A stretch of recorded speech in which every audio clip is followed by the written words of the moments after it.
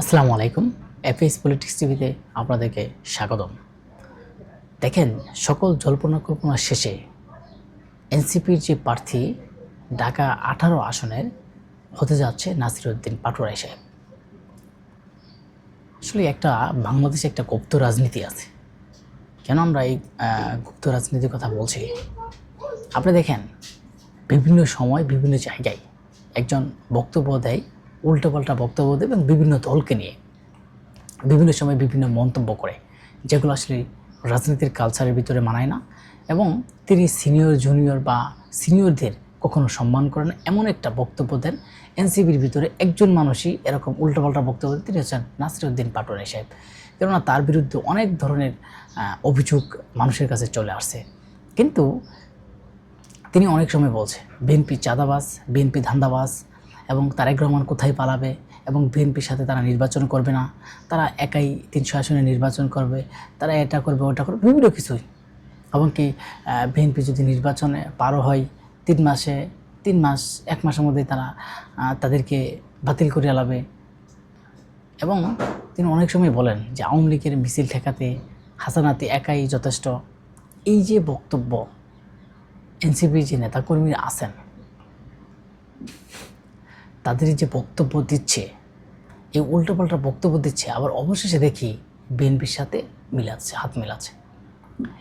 BNP যেই আসনগুলো ফাঁকা রেখেছিল, বিএনপি তাদের প্রার্থিতা ঘোষণা করার পরে ঢাকার ভিতরে এবং বিভিন্ন জায়গায়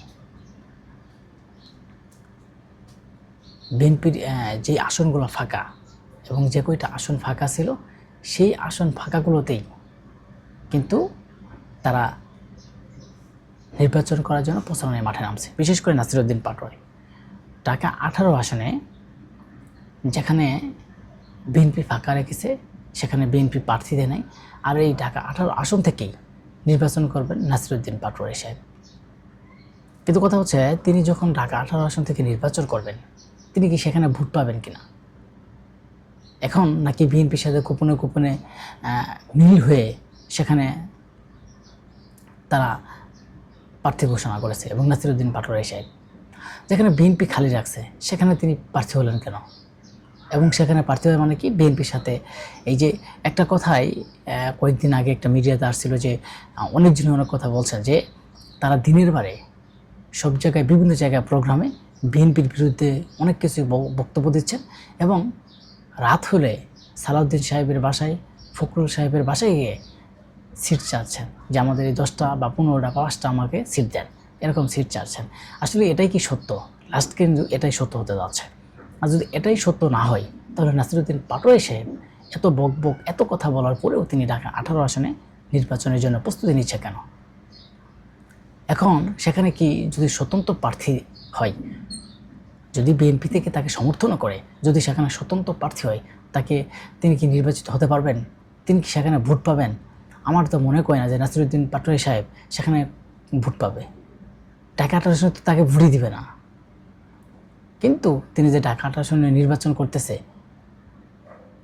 যাই হোক, একজন নির্বাচন করতে পারে, তার ব্যক্তিগত ব্যাপার। কিন্তু মানুষের মনের মধ্যে এখন সন্দেহ জাগে যে তারাও কোনো গুপ্ত রাজনীতির, তারাও কোনো সিট ভাগাভাগির একটা নির্বাচনের মধ্যে আছে কিনা। তারাই বিভিন্ন সময় চাঁদাবাজি, দুর্নীতি, অমুক তমুক বিভিন্ন কিছু নিয়ে আলোচনা করে, এবং তারাই বিএনপির সাথে আতাত করে মিলে সেখানে সিট চাচ্ছে। 18 আসনে যেহেতু স্থগিত করছে, বর্তমানে এখনও পর্যন্ত বিএনপি দেয়, সেই আসনে তিনি করলেন। তারপরে আবার যারা নাহিদ ইসলাম, তারপরে যে আসিফ মাহমুদ উপদেষ্টা, এরা যেখানে নির্বাচন করবেন সেখানেই কিন্তু বিএনপি ফাঁকা রাখছে। তার মানে কি বিএনপির সাথে আগে তাদের ওঠা বসা বা কথাবার্তা হয়েছে, এবং এরা মাঠে যেতই বক্তব্য দেখ, যেত ধরনের বক্তব্য দেখ, আসলে গণঅভ্যুত্থান করেছে। গণঅভ্যুত্থানে সব দল, সব বাংলাদেশের মানুষ দল নির্বিশেষে সেখানে অংশগ্রহণ করেছিল। সব দল মত, প্রতিটা মানুষই সেখানে গিয়ে আন্দোলন সংগ্রাম করেছে, শুধু তাদের স্বার্থ হাসিলের জন্য না, এবং তাদের তাদেরকে ভোট দেওয়ার জন্য না। আপনি দেখেন, গণঅভ্যুত্থান করেছে বাংলাদেশ স্বাধীনতা অর্জনের জন্য, স্বাধীন অর্জনের জন্য। মানুষ সেখানে শেখ হাসিনার প্রতি একটা ক্ষিপ্ত হয়ে সারা বাংলাদেশের মানুষ সেখানে ঝাঁপিয়ে পড়ছিল তাদের ডাকে। কিন্তু এখন দেখি তারাই নির্বাচন করবে, তারাই এখন দল গঠন করেছে।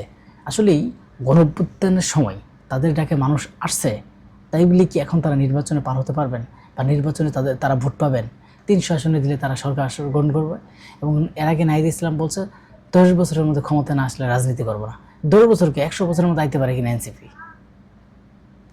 আমার ভিডিওটা যারা দেখতেছেন তারা লিখে রাখবেন, কারণ 100 বছরের ভিতরে আসতে পারবে কিনা। এই জামাত অনেক বছর আগের, অনেক বড় দল, অনেক আগের দল, যে দল এখনও পর্যন্ত ক্ষমতায় আসতে পারেনি। এই যে দেখি যে ক্ষমতা আইসে বললো, জামাত আইসে বললো, মানুষের মনের মধ্যে বিএনপিকে পৌঁছে যাচ্ছে বা বিএনপির অনেক সুনাম নষ্ট হচ্ছে, জামাত আইসে পড়ছে। কিন্তু শেষ মুহূর্তে কি দেখছেন? রাজনীতিতে শেষ বলতে কথা নাই, রাজনীতির কোনো শেষ বলতে কথা নাই। কারণ যেখানে বিএনপির মতো একটা বড় রাজনৈতিক দল একদম শেষ হয়ে গেছিল, বিএনপির মতো একটা বড় রাজনৈতিক দলের কোনো দাম ছিল না এই বাংলাদেশে, তাদের অস্তিত্ব ছিল না, আর সেই বিএনপি এখন উঠে দাঁড়াচ্ছে। কিন্তু আপনারা বলতে পারেন এত বছর পরে এখনও পর্যন্ত যেহেতু জামাত ক্ষমতায় যেতে পারে নাই, তাদের বিভিন্ন কৌশল নিয়ে তারা ভুলভ্রান্তি কিছু বক্তব্য দেওয়ার কারণে, ভুলভ্রান্তি কিন্তু কৌশল চালার কারণে তারা আজ পর্যন্ত ক্ষমতায় যেতে পারেনি। তারা এক সময় আওয়ামী লীগের সাথে হাত, আরেক সময় জাতীয় পার্টির সাথে হাত, আরেক সময় বিএনপির সাথে হাত, কিন্তু এখন আবার তারা বড় বিশাল দল হয়ে গেছে। তার আগামীতে সরকার গঠন করবে। আমি জামাতের বিষয়েও আমরা কিছু বলতে চাই না, কিন্তু কথা হচ্ছে জামাতের আসলে তারা সরকার গঠন করতে পারবে কি না, বা তারা কতটি আসন পাবে। হয়তো 20টে বা 25টে বা 30টা বা সর্বোচ্চ 50টা আসনগুলো। আমি তো মনে করি যে 50টা আসন এরা পাবে না। হয়তো কেউ লিখে রাখতে পারেন, কারণ আমি দেখি যে প্রতিটা জায়গায় বাংলাদেশের মানুষ চেনে আওয়ামী লীগ অথবা বিএনপি। আওয়ামী লীগ নাই তাহলে বিএনপি। কিন্তু মাঠে ঘাটে এই নির্বাচন কমিশনার যে বলে দিয়েছে যে আপনার পোস্টার থাকবে না, পোস্টার টানানো যাবে না, পোস্টার ছাড়া তো তাদের জামাতের প্রার্থী করে চিনবে না। বিএনপি তো যারা প্রার্থী তারা 17 বছর সংগ্রাম করেছে, মাঠে ঘাটে আন্দোলন করেছে, এবং বিএনপি প্রার্থীকে সবাই চিনে। কিন্তু কথা হচ্ছে এখন যারা অন্য দলের আছে এবং যারা অন্য দল করবে বা জামাত বা অন্য দল যারা আছে, এদেরকে কেউ চিনে? এদের মার্কা কেউ জানে? গ্রামাঞ্চলে মানুষের অভাব নাই যে জামাত ইসলামের মার্কা কি সেটাও জানে না।